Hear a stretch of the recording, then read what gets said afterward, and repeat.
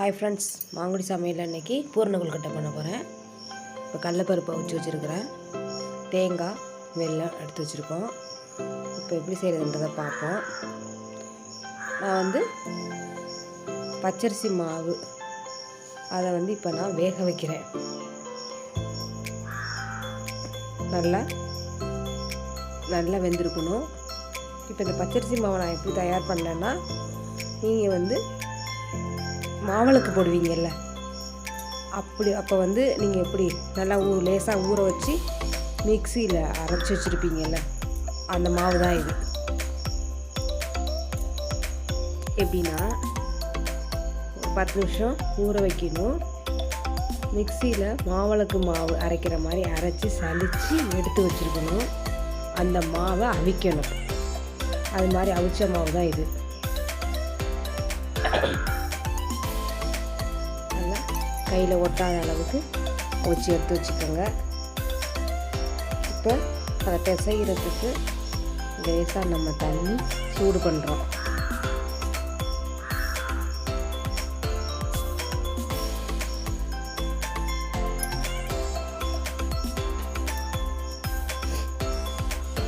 உப்பு போட்டுடுறோம். அந்த மாவில் தனிப்பட்ட முறையில் உப்பு சேர்க்க முடியாது. அதனால் கொதிக்கிற தண்ணியிலேயே நீங்கள், அதாவது கொதிக்கிறது கிடையாது, சூடு பண்ணுற தண்ணியிலேயே நம்ம உப்பை சேர்த்துடணும். இப்போ அந்த மாவை நல்லா கையில் ஒட்டாதபடி எல்லா மாவையும் நம்ம பிசைஞ்சிக்குவோம். நான் அரைப்படி பச்சரிசி மாவு எடுத்து இந்த மாவு தயார் பண்ணி வச்சுருக்கிறேன். இப்போ கையில் ஒட்டாமல் ஒரு ஸ்பூன் எண்ணெய் சேர்த்துக்கோங்க. மாவு பிசையும் போது ஒரு ஸ்பூன் எண்ணெய் சேர்த்துக்கோங்க. நல்லா வரும். இந்த மாவில் நம்ம இது மாதிரி தயார் பண்ணி நம்ம பண்ணோம்னா ரொம்ப சாஃப்டாக இருக்கும் கொழுக்கட்டை. இப்போ வெறும் பச்சரிசி மாவில் நம்ம சுடுதண்ணியை போட்டு பண்ணோம்னா ஹார்டாக இருக்கும் கொழுக்கட்டை. இது மாதிரி நீங்கள் அவிச்சி பண்ணும்போது பொசு பொசுன்னு நல்லாயிருக்கும். மாவு தயாராகிட்டு நான் ஒரு அரை முடி தேங்காய் எடுத்து வச்சுருக்கிறேன். வெள்ளை தேங்காய் இல்லாமல் முத்தின தேங்காயாக இருந்தால் நல்லாயிருக்கும். அரை முடி தேங்காய், அதாவது அரைப்படி பச்சரிசி எடுத்துருக்கேன். அரை முடி தேங்காய், அந்த பெரிய அச்சு வெல்லம் 2 அச்சு வெல்லம் 2 எடுத்துருக்கேன். அதாவது 350 இருக்கும். அந்த வெள்ளத்தோட அளவு 350 இருக்கும். 250 கடலை பருப்பு எடுத்து அவிச்சு வச்சுருக்கிறேன். அதை மிக்சியில் அவிச்சதுக்கப்புறம் மிக்சியில் அதை நம்ம ஒரு 2 சுற்று ஓட்ட விடணும். ஓட்டி எடுத்து வச்சுருக்கேன். தேங்காய் வதக்கினதையும் மிக்சியில் ஒரு ஓட்டு விட்டு வச்சுருக்கிறேன். இப்போ அது ரெண்டையும் லேசாக வதக்குறேன். அதாவது அந்த கடலை பருப்பில் லேசாக தன்மை எதுவும் இருந்துச்சுன்னா, இந்த லேசாக நம்ம வதக்கிறதுனால அது கொஞ்சம் இறுக்கமாயிரும். எதுக்காக வதக்குறோம்னா, இப்போ இன்றைக்கி செய்கிறது நாளைக்கு இருக்கும், நாளைக்கு சாயங்காலம் வரைக்கும் இருக்கும். அதனால் இதை நம்ம கடலைப்பருப்பையும் தேங்காயும் வதக்கி இதுக்கு பயன்படுத்தணும். சுழிய மாடல் தான் இது. சுழியத்துக்கு உள்ள வைக்கிற பூர்ண மாதிரி தான் இது. அதையும் நீங்கள் ஃபாலோ பண்ணிக்கோங்க. கொஞ்சோண்டு ஏலக்காய்,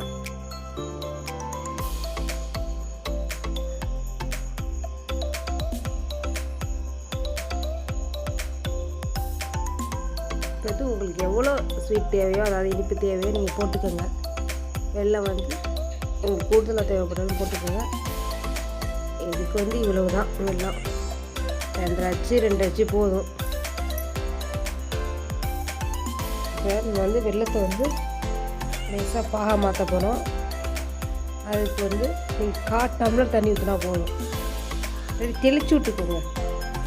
கொஞ்சோண்டு தெளித்து விட்டுக்கோங்க. ரொம்ப தெளிச்சிட்டிங்கன்னா பாகு ரொம்ப தண்ணியாக போயிடும். நம்ம பூரணத்தில் தயார் பண்ணி வச்சுருக்க பூரணத்தில் ஊற்றும் போது இலகிடும்.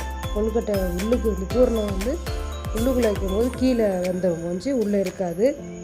அதனால் கொஞ்சமாக தண்ணி ஊற்றி பாவு காய்ச்சிக்கோங்க. ஓரளவுக்கு கெட்டியாக இருக்குது பாகு. அதை வந்து கொஞ்சம் கொஞ்சமாக சேர்த்துக்கோங்க. கொஞ்சம் கொஞ்சமாக நீங்கள் சேர்த்திங்கன்னா தான் பூர்ணம் இலகாமல் நம்ம கரெக்டாக பண்ண முடியும். எடுத்து அப்படியே டபக்குன்னு எடுத்து ஊற்றி பண்ணிட்டோம்னா பூர்ணம் இலகி போயிடும். ஏன்னா அதில் அது கொஞ்சம் கொஞ்சமாக சேர்த்தா தான் அது கரெக்டான இதெல்லாம் நமக்கு கிடைக்கும்.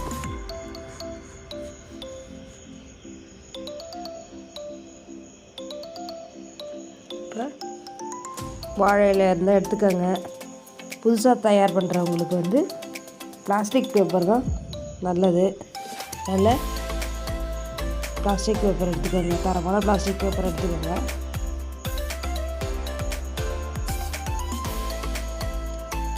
இதே மாதிரி செய்யுங்க, இதே மாதிரி பண்ணுங்க.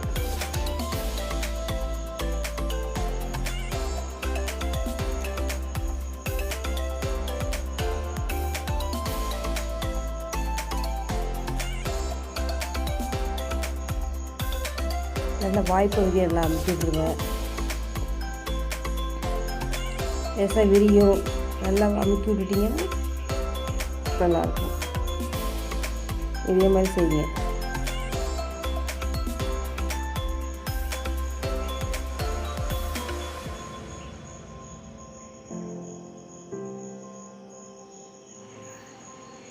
இன்றைக்கி சாயங்காலம் செய்கிறது நாளைக்கு சாயங்காலம் வரைக்கும் நல்லாயிருக்கும்.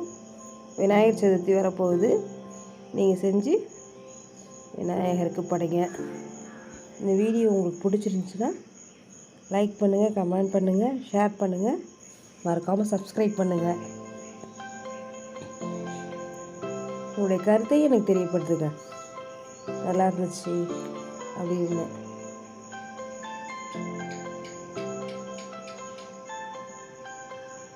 பச்சரிசி மாவை இல்லை கரெக்டாக நீங்கள் அவிச்சிக்கிட்டிங்கன்னா உங்களுடைய கொழுக்கட்டை அருமையான கொழுக்கட்டையாக இருக்கும். அந்த மாவு, அதாவது பச்சரிசி மாவை சொல்கிறேன். பாருங்கள் எவ்வளோ அழகாக இருக்குது. எங்கேயாவது உடஞ்சிருக்கா கிழிஞ்சிருக்கா பாருங்கள்.